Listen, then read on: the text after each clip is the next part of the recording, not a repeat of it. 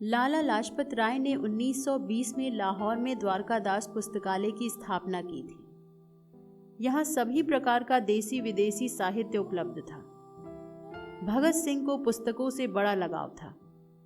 जल्द ही वे पुस्तकालय के नियमित सदस्य बन गए और पुस्तकालय के अध्यक्ष राजा राम शास्त्री उनके मित्र बन गए। एक दिन कोई पुस्तक पढ़ते समय राजा राम ने भगत सिंह से कहा, एक बहुत ही अच्छी किताब आई है, मुझे विश्वास है कि तुम्हें अच्छी लगेगी। पुस्तक का नाम था anarchism and other essays. Bhagat Singh ने तुरंत वह किताब राजा राम से ले ली और एक किनारे बैठ उसे पढ़ने लगे। उस पुस्तक में वर्णित हिंसा का मनोविज्ञान नाम के एक अध्याय में फ्रांस अराजकतावादी नवयुवक ऑगस्ट वैलेंट का बयान दिया गया था। वह बयान उसने अपनी गिरफ्तारी के बाद जज के सामने दिया था।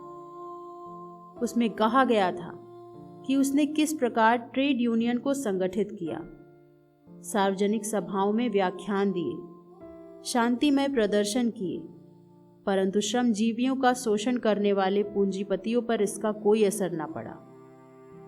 तब उन तक अपनी बात पहुंचाने के लिए उसने फ्रांस की असेंबली में बम फेंका। ऑगस्ट वैलेंट का बयान अत्यंत भावुक और जोशीला था। उसे पढ़कर भगत सिंह जोश से भर उठे। पुस्तक पढ़ने के बाद वे शास्त्री जी से बोले, बहुत ही मार्मिक व हृदय स्पर्शी है। शास्त्री जी ने पूछा, लेकिन क्या? भगत सिंह बोले, वैलेंट का बयान आपने पढ़ा है ना? वक्त आने पर हमें भी बहरों को सुनाने के लिए ऐसा ही कुछ करना चाहिए। शास्त्री जी बोले, अरे भगत भाई, ये पुस्तकालय है। भगत सिंह तत्काल सतर्क हो गए। उन्हें ध्यान ही ना रहा था कि इस पुस्तकालय पर पुलिस वालों की कड़ी नजर है। अंग्रेजों को पहले से ही संदेह था कि यहाँ क्रांतिकारी साहित्य पढ़ा जाता है। वे सबूत मिलते ही इसे बंद कराने की फिराक में थे।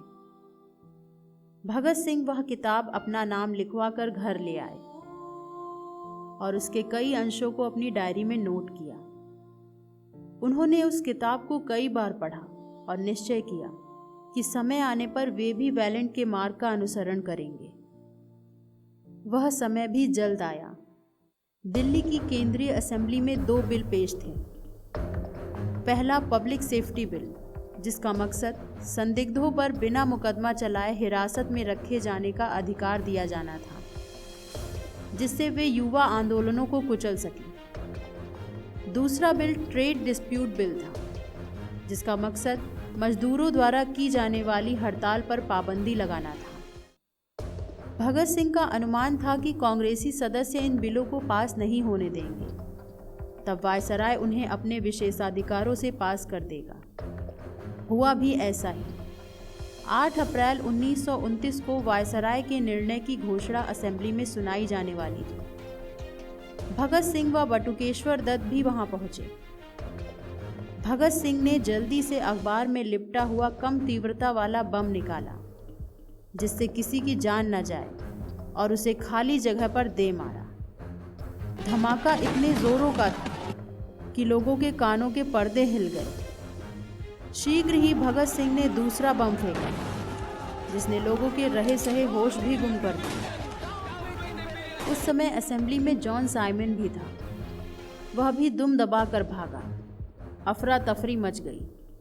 बमों के फटने से पूरा हॉल धुआं धुआं हो गया। जब धुआं हटा तो केवल कुछ भारतीय सदस्य अपनी जगहों पर बैठे थे। बटुकेश्वर दत्त ने असेंबली में पर्चे फेंके, जिन पर लिखी कुछ बातों का अंश यह है, बहरों को सुनाने के लिए एक ऊंची आवाज की जरूरत होती है।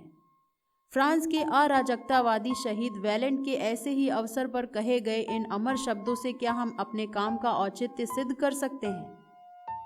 हम यह स्पष्ट कर देना चाहते हैं कि कुछ लोग साइमन कमीशन के द्वारा सुधारों के नाम से जो झूठे टुकड़े मिलने की संभावना है, उसकी आस लगाए हुए हैं और मिलने वाली ताज़ा हड्डियों के बंटवारे के लिए झगड़ा तक कर रहे हैं। जनता के चुने हुए प्रतिनिधि अपने निर्वाचन क्षेत्रों में लौट जाएं और जनता को आने वाली क्रांति के लिए तैयार करें। सरकार को यह जान लेना चाहिए कि पब्लिक सेफ्टी बिल व ट्रेड डिस्प्यूट बिल और लाला जी की नृशंस हत्या का असहाय भारतीय जनता की ओर से घोर विरोध करते हुए हम इस बात पर जोर देना चाहते हैं कि व्यक्तियों की हत्या करना आसान है, लेकिन तुम विचारों की हत्या नहीं कर सकते। बड़े बड़े साम्राज्य नष्ट हो गए, लेकिन विचार जीवित रहे। फ्रांस के बर्बन, रूस के जार समाप्त हो गए, लेकिन क्रांतिकारी विजय के साथ आगे बढ़े। हम मनुष्य के जीवन को पवित्र समझते हैं। हम मानव रक्त बहाने के लिए अपनी विवशता पर दुखी हैं, परंतु क्रांति द्वारा सबको समान स्वतंत्रता देने व मनुष्य द्वारा मनुष्य के शोषण को समाप्त कर देने के लिए क्रांति में कुछ व्यक्तियों का बलिदान अनिवार्य है। बम फेंकने व पर्चे उड़ाने के बाद भगत सिंह व बटुकेश्वर दत्त ने भागने का कोई प्रयास नहीं किया और अंग्रेजों को अपनी गिरफ्तारी दे दी।